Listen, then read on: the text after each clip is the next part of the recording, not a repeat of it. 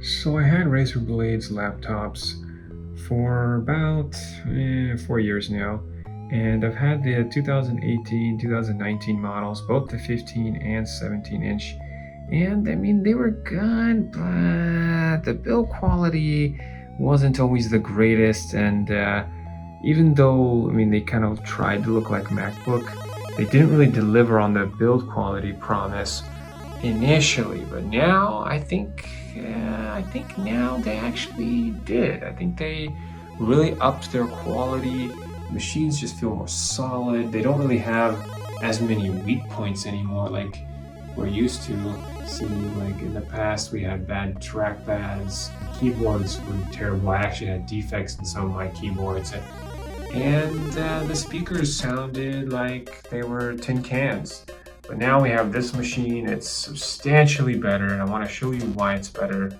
I have some ideas about what else they can improve, and we're going to find out if it's a good machine for you.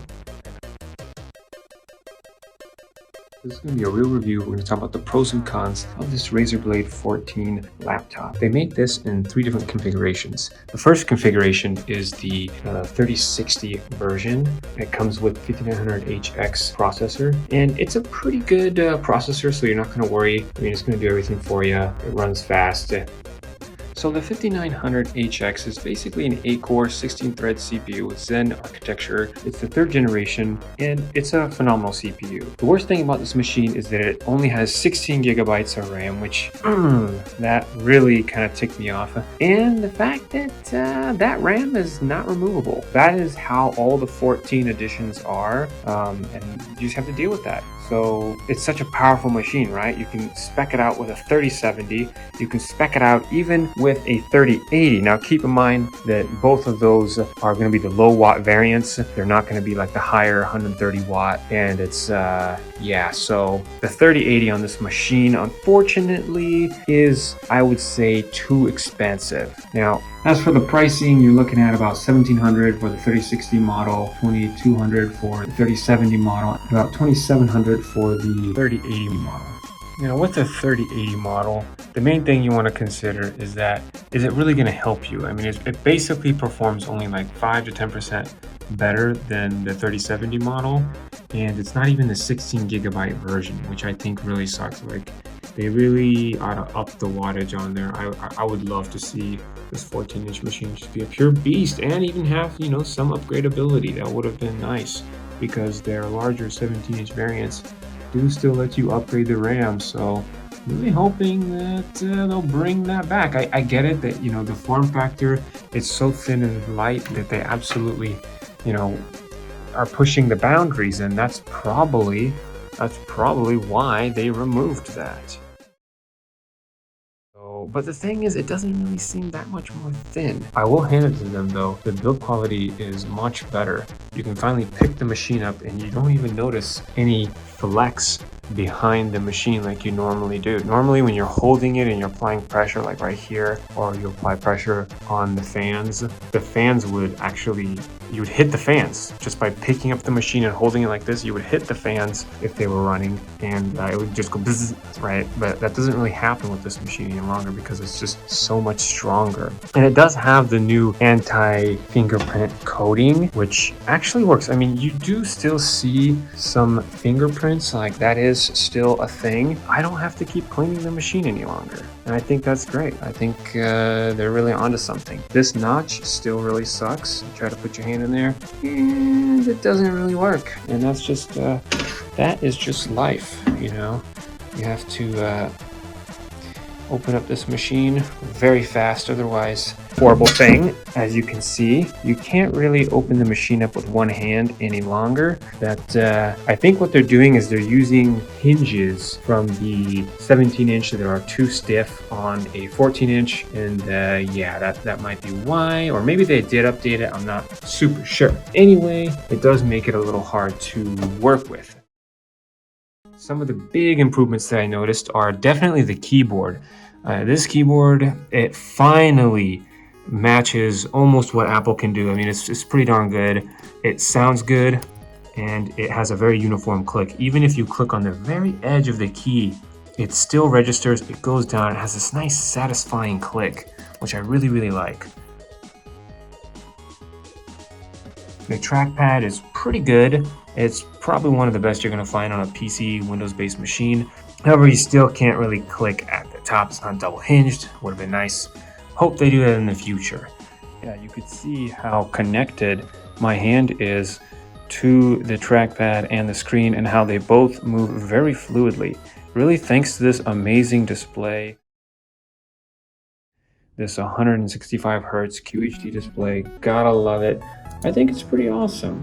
And the colors on here, you know, they're pretty good. It's got the standard sRGB, so you're looking at a pretty colorful screen that actually rocks. And of course, maybe I would have liked to see a 4K option, but I think the value proposition on here is rather nice.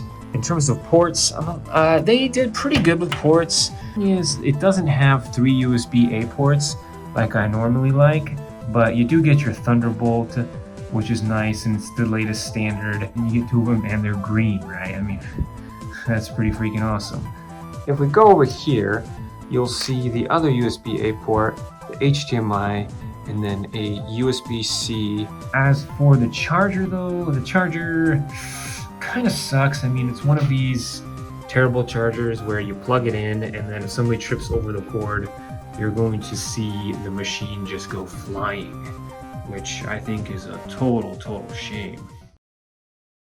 But overall, the 14-inch form factor is quite impressive. I mean, it's pretty good. Like, you can't deny how good it is. And they redid the fans on this machine, so the fans are actually not very loud. They have kind of more of a smooth sound to them.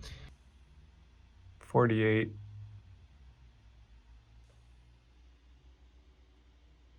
Honestly, this is one of the quietest gaming laptops I've ever owned. That says something. Temperature-wise, regardless of where you touch it, it's pretty much hot everywhere. I've never really seen a machine get this hot in all areas, and really you only have 2 areas that are kind of cool. It's a bit odd. And then you have these flaming heated areas right here where the heat is just shooting out up against the screen, up against the side walls, where the CPU, GPU kind of meet, and then you got intake fans that are near the bottom. That's how when you're putting it on your lap, you want to be careful that it doesn't clog those up, because then the performance of your game is going to drop. So, yeah. Now, as for the speakers, they actually finally have good speakers now. I was actually quite disappointed with the speakers on the Razer Blades in the past, but they actually sound rather good. You definitely get a good refurbished model from eBay directly from Razer. I highly recommend you guys check that out. Totally worth it. You can save anywhere from $200 to $400, sometimes $700, like on their 17-inch models, and they're good as new and they come with warranty. So the graphics are completely maxed out. As you can see here, we have long shadows enabled, all the beautiful eye candy. I mean, you might as well. On an expensive machine like this, you might as well, right? I got the 2560 by 1440, and let's see if we even get 165 Hertz while gaming. Now, I'm thinking probably not. That resolution's probably going to be too high, so we're probably going to lower that to 1280 by 800, and then we're probably just going to max out the FXAA and the MSAA. And that will probably make it look pretty good, and it'll still actually run phenomenal. I might even get close to 100 FPS, maybe. We'll see. Let's do a quick gaming test. Story mode. Alright, let's see how good story mode is. Alright, so we're getting about 60 FPS in the wilderness. Let's see what it's like in the city with a bunch of cars. Alright. Alright, heading towards the city. Let's see how it goes. Alright, this is actually the smaller town. Maybe I should go a different direction. Actually, yeah, where is a big town, a big city? I don't really remember. Oh, okay, I need to turn around. Go on the highway. Gotcha. Okay. Let's turn around.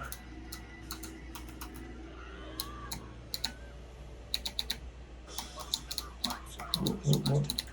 Really love the first person mode. Super fun. 60 FPS. So yeah, you can run this maxed out, get a good 60 FPS. Oh, cow. That was crazy. Almost hit that cow. I've never seen that before. Now I got all the AA maxed out, even the NVIDIA one on as well, and very minimal frame impact. This is how you want to play the game. It's going to be really good, nice and smooth. It's going to be fast. And this is great. It's so fluid. Wow. That thing is crazy.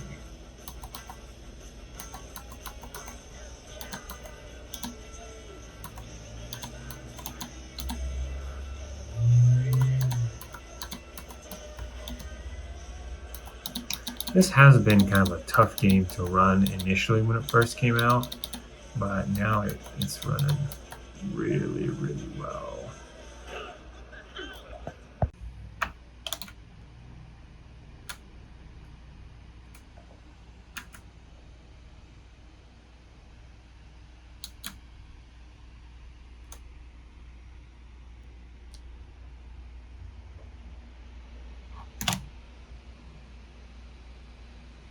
I'm not good at driving, as you can see.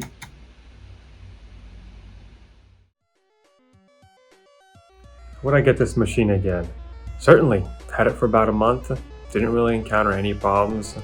Definitely like it quite a bit. I thought that the 16GB limitation was going to be a big problem, but it doesn't turn out like it actually matters a whole lot.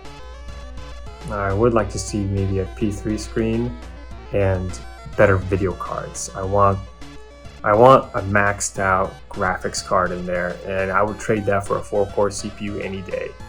You know, yeah, a good CPU matters, but I want more watts.